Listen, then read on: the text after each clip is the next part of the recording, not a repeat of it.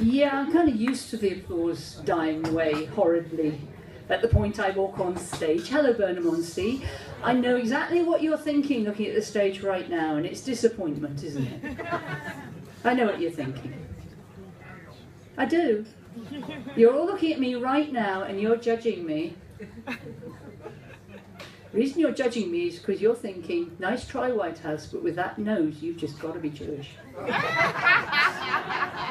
And you know I kind of am? I'm not actually a Jew, I'm more Jewish. More ish than Jew, obviously, more ish. I was married to a Jewish guy for 8 years. They were happy years, it didn't last. Possibly becoming a vicar in the middle of it didn't help.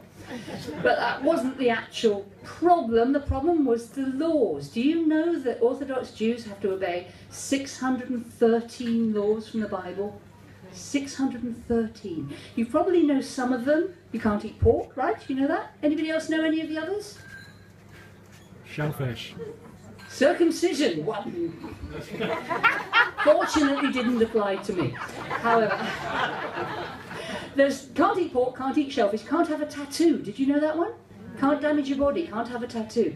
But the one you really won't know about is that Orthodox Jews cannot touch their wife for up to 2 weeks in a month. Literally cannot touch her. It's all to do with the ritual impurity laws. If you've just cut your finger, you have to go and have a ritual bath in case it's infected. It's all desert stuff. Anyway, the law about not touching your wife means you can't sleep with her for 2 weeks, for the time of her period and 7 days afterwards. You can't sleep in the same bed. You can't sit on a chair that she has sat on. You can't hold her hand, let alone kiss her. You can, however, eat what she cooks for your dinner, so that's all right. However, it didn't work out because I was very young when I married my Jewish husband, and when you're young, you've got desires, you've got needs, you know, you're kind of hot to trot. And I couldn't hack it, really, I couldn't hack it at all, and I'm not proud of myself, but I was unfaithful. In fact, I was serially unfaithful. And there's only so many times a guy can come home and find his wife in bed with a bacon sandwich. But I am a real vicar, surprisingly enough. I'm also from Devon, like Richard James. I'm the vicar of St Gabriel's in South Seal in Devon, right on Dartmoor. And I believe there's somebody else who's a vicar in the audience. There she is. Okay, childhood imaginary friend, speak to me now and tell me her name. Sharon. I'm amazed. I cheated. Sharon, how vicary are you on a scale of 1 to 10? I mean, 1 is everybody's perfectly comfortable with you, and if they need to slip out during the service, that you're not going to kill them. And 10 is if they've ever even looked at somebody else other than their partner, they're going to hell. Where are you, 1 or 10? Oh, 12, definitely. 12! Sharon, I am going to offend you. I will apologise now. Oh good, I'm glad. So, first question is, why on earth would a vicar want to do stand-up? It's kind of nice to talk to more than 4 people on a weekend. It is very changeable, yes, that's true. I don't have a script. Usually I've got a script, which makes it quite easy. And mostly people are saying to me, just hurry up till we get to the bit with the alcohol. But you guys are okay with that. So, why would a vicar want to do comedy? So she can say, fuck. 27 years of whoops-a-daisy. Goodness me. Oh boy, and wow! In fact, if it weren't for some accountancy software called Perkin Elmer and the Scottish border town of Ecclefechan, I really don't think I could have made it. Because you've got no idea how often I have gone, Perkin Elmer, you are Ecclefechan kidding me, right?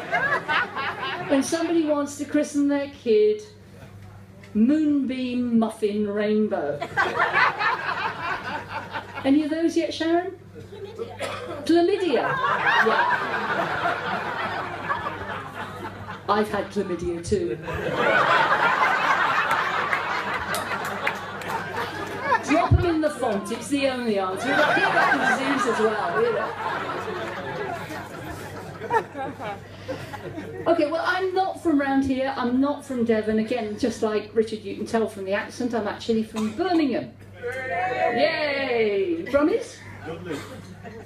So, I've had to clear the accent, except for funerals. And that is the thing. That is the thing about funerals. I like funerals because I'm an independent minister, which means I'm a freelance, which means when I do a funeral, I get paid. Which is why I'm a really rubbish MC for any comedy gig. Nobody ever asked me to be the link between the comedy gig, because the link, like Richard James earlier, is really nice. They say, hello, how are you? Are you having a good time? And frankly, I don't care. Because at £100 a time, you're more used to me dead.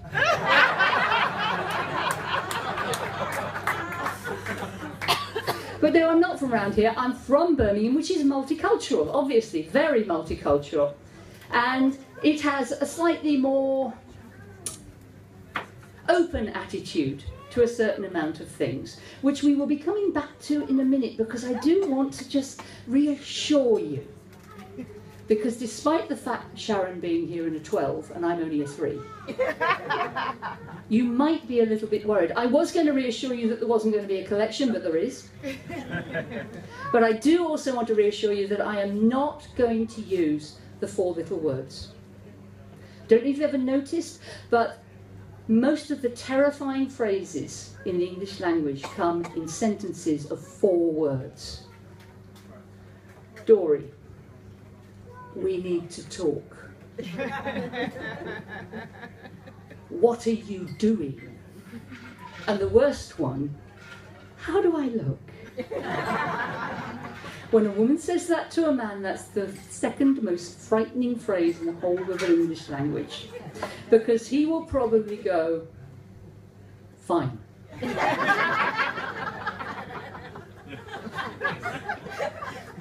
And I'm going to save a couple of marriages here today, because my husband did that and I objected. So he went and looked up the word fine in the dictionary. And I can tell you now, the word fine by Webster's dictionary means clever, pretty, lovely, stunning, wise, capable, and thin. Yes! However, gentlemen, don't ever, ever make the mistake of thinking that when a woman says fine, that it is. Because you are going to die. And then I can do your funeral. However, the most frightening 4 little words in the whole wide world for a group like you guys are these. Have you found Jesus?